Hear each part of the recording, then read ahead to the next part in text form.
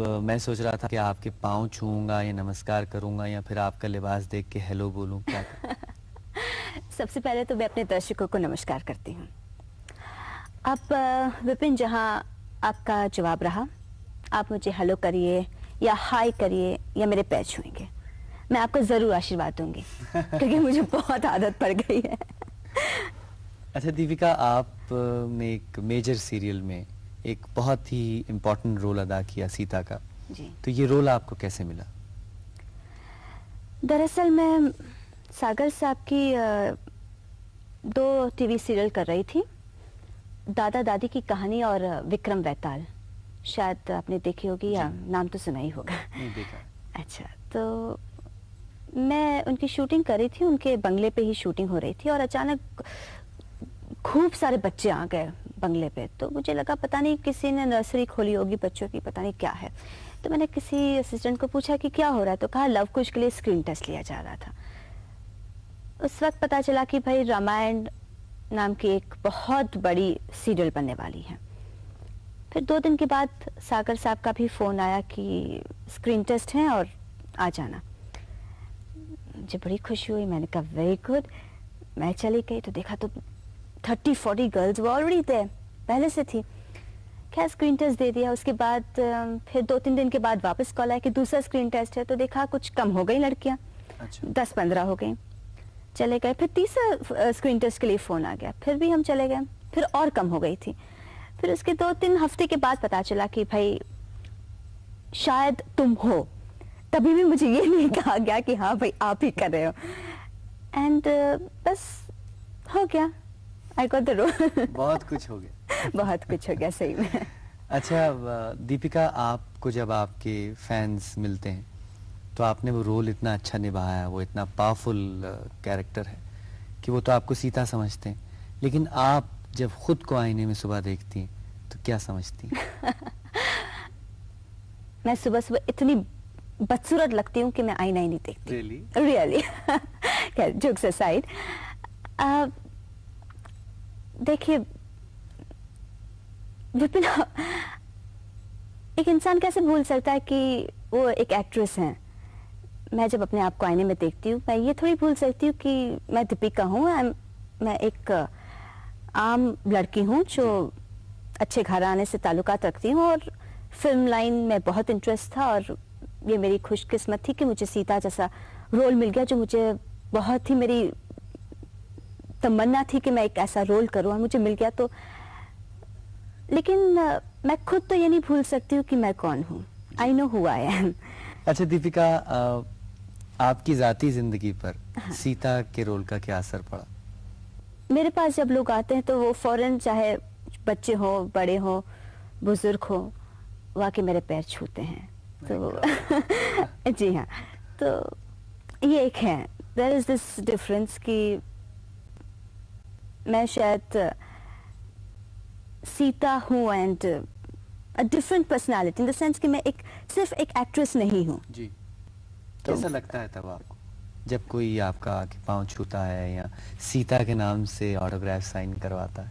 सच बताऊं जी, शुरू में तो बहुत डर लगता था, बहुत मतलब हाथ ठंडे हो जाते थे, बहुत पसीना आता था कि भाई somebody जो आपके ग्रैंडफादर के एज के हैं आपके पैर आके छू रहे हैं और आपको मतलब ऐसे आदर्श से देख रहे हैं जैसे आप वाकई में सीता हो, तो मतलब बहुत ही डर सा लगता है।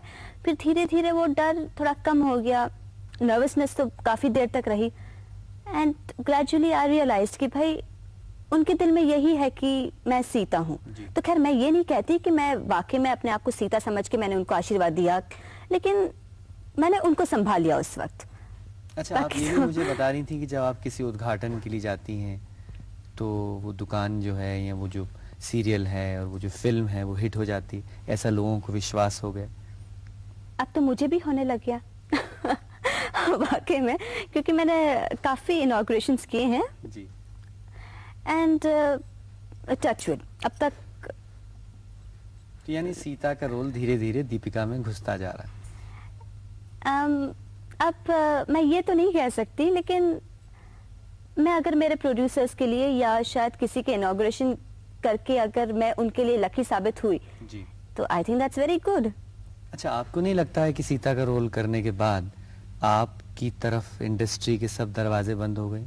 नहीं, बिल्कुल नहीं। मुझे मुझे कभी भी ऐसा नहीं लगा, क्योंकि जब मैंने रामायण साइन की उस वक्त भी मेरे पास खूब सारी पिक्चरें थी, अभी मेरे पास खूब सारी पिक्चरें। इनफैक्ट मैंने अभी रिसेंटली कुछ बहुत बहुत अच्छी पिक्चरें मैंने साइन की हैं, जिसके लिए I am really looking forward to.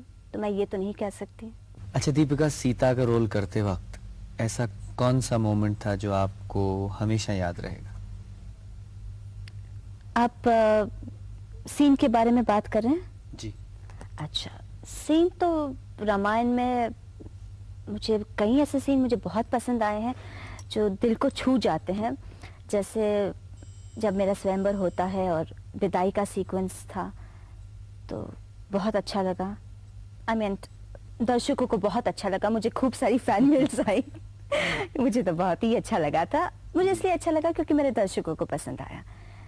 लेकिन इसमें से एक जो मुझे खुद को करने के टाइम बहुत अच्छा लगा वाज जब मैं सुनती हूँ, यानी कि सीता जी जब सुनते हैं कि गांव भर में उनके बारे में लोग भला बुरा कह रहे हैं, और मैं जाके फिर राम जी को कहती हूँ कि भाई आपको मेरा त्याग करना ही होगा।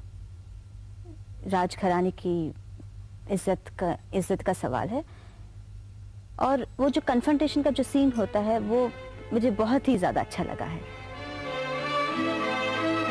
मुझे इस बात का विस्मय है कि आप जैसा धीर और वीर पुरुष इतने दिनों मुझे इतनी सी बात बताने का साहस क्यों न कर सका? क्योंकि वो बात छोटी थी, तुम्हें बताने के योग्य नहीं थी। परंतु वो प्रजा का मत है।